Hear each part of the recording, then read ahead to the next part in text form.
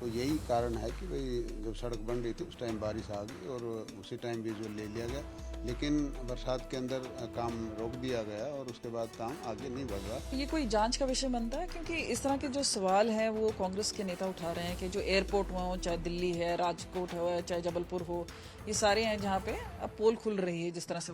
ऐसा भी बताया जाता है राव इंद्रजीत जी के साथ काफ़ी नज़दीकी है आपकी, किस तरह से वो जो इक्वेशन है वो काम करती, क्योंकि कई बार ये भी बात आ रही है कि उनका नाम भी चल रहा था। हरियाणा में एक सड़क बनी है विवाद का विषय, और ऐसा क्यों है, हम सीधा बात करें बनवारी लाल से। पर पहले आपको बता दें, नमस्ते चौक पे एक रोड बन रही थी करनाल में, जो कि मुख्यमंत्री नायब सिंह सेना के क्षेत्र है, और साथ ही साथ मनोहर लाल खट्टर जो कि अब वहां से लोकसभा के मेंबर ऑफ पार्लियामेंट हैं।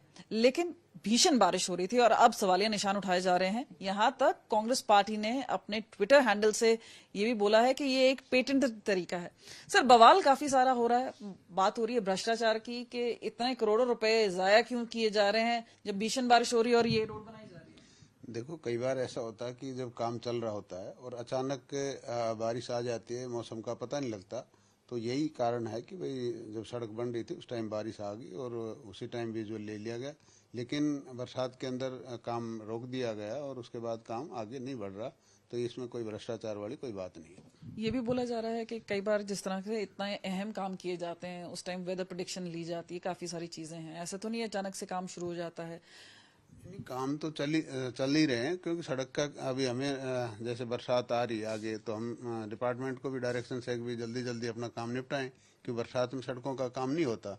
तो डिपार्टमेंट भी सोचता है कि काम जल्दी करें, तो इसी दिशा में काम कर रहे होंगे और अचानक बारिश आ गई होगी तो ये इस तरह की स्थिति होगी। पर ये कोई जांच का विषय बनता है, क्योंकि इस तरह के जो सवाल हैं वो कांग्रेस के नेता उठा रहे हैं कि जो एयरपोर्ट हो, चाहे दिल्ली है, राजकोट हो, चाहे जबलपुर हो, ये सारे हैं जहाँ पे अब पोल खुल रही है जिस तरह से। देखो, जो भी काम विभाग कोई करता है और उसमें कोई कमी रह जाती है तो ठीक है, विभाग उसका जांच तो करता ही, विभाग देखता है कहाँ कुछ कमी रही है और जहाँ भी जिस आदमी की कोई कमी रही है उसके खिलाफ कार्रवाई भी की जाती है।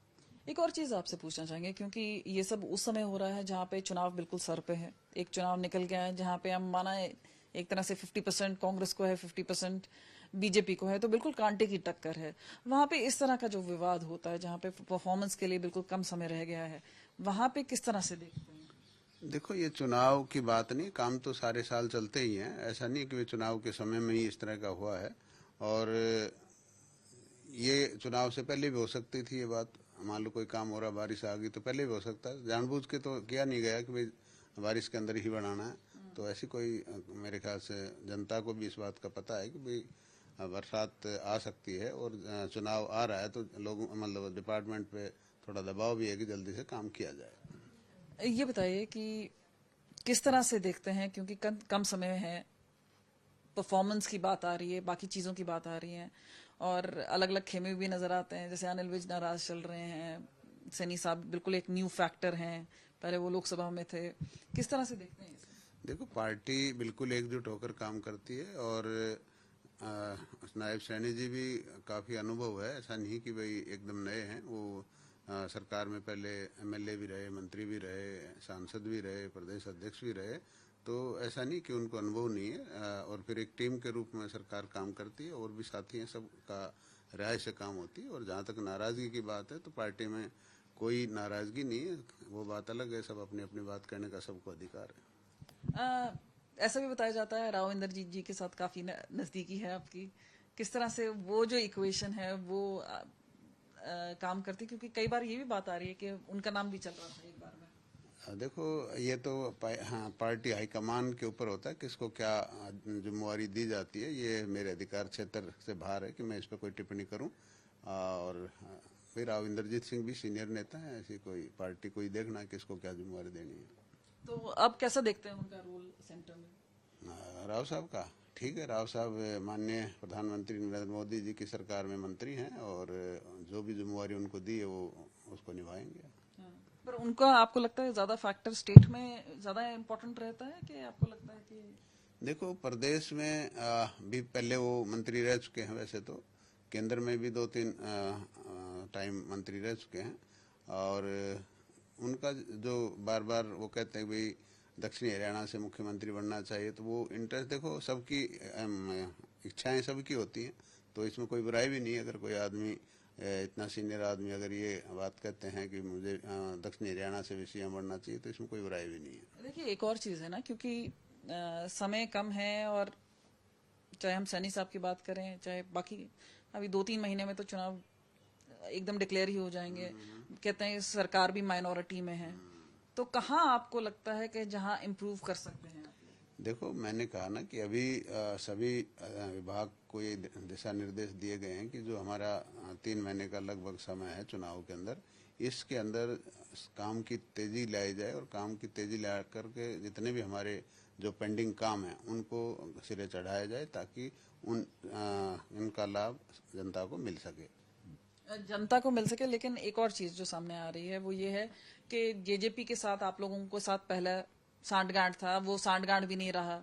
तो ये क्या, क्योंकि एक बात वो भी सामने आती है कि कई बार बोला जाता है कि भाई केस खुल जाएंगे उनके ऊपर, कभी हुड्डा साहब की केस खुलने की बात आती ये ऐसे राजनीति में ऐसे चलता रहता है, ऐसी कोई बात नहीं। जो ये सब कानून के दायरे की बात है। कानून अलग से जो भी एजेंसीज हैं वो अपना काम कर रही हैं, सरकार का इसमें कोई बीजेपी का टक्कर किससे है चुनाव? बीजेपी की टक्कर तो भाई अब तो 2 ही पार्टियां हैं हरियाणा में, कांग्रेस और बीजेपी, और तो कोई है नहीं। आम आदमी पार्टी है, एनएलडी है, हम बात करें जेजेपी है।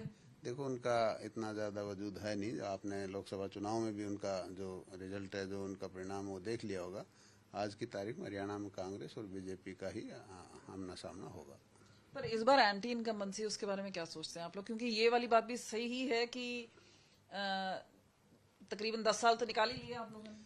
हाँ, देखो होता तो है, लेकिन 10 साल के अंदर जिस तरह से आप भी देख रहे हो कि जो विकास कार्य इस 10 साल के अंदर हुए हैं वो पहले 60 साल में भी नहीं हुए होंगे।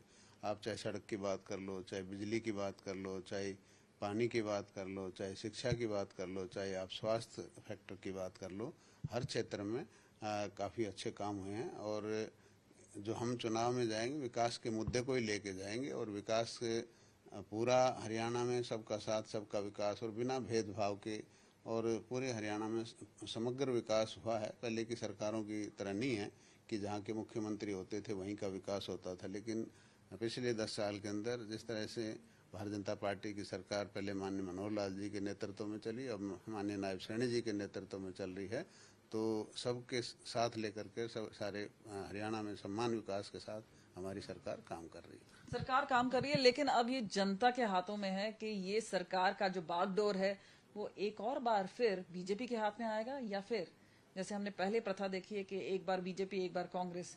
लेकिन क्योंकि चुनौती अब जेजेपी, आम आदमी पार्टी, आईएनएलडी, ये सारी पार्टीज भी हैं, और क्योंकि लोकसभा से इससे विरोधी माना जाता है कि ज्यादा वेस्टेड इंटरेस्ट है, ज्यादा डिविजन्स हैं, तो अब देखने वाली बात होगी कि क्या असली तरीके से निकल के आता है। फिलहाल ऐसा लग रहा है कि बीजेपी ने कमर कस ली है। इसी बीच में बवाल भी हो रहे हैं, और बवालों का जवाब भी दिया जा रहा है। और एक आखिरी सवाल आपसे कंक्लूड करने से पहले, आपकी अपनी सीट है बवाल, अगर हम बात करें रेवाड़ी से, बावल, हाँ, तो बावल है, लेकिन वहां पे कुछ बवाल एक्सपेक्टेड है? नहीं, अभी तक तो ऊपर वाले की कृपा से ठीक ठाक चल रहा है, लेकिन राजनीति तो पल पल बदलती है। हमारे अभी कोई ऐसी दिक्कत नहीं है, पीसफुल है।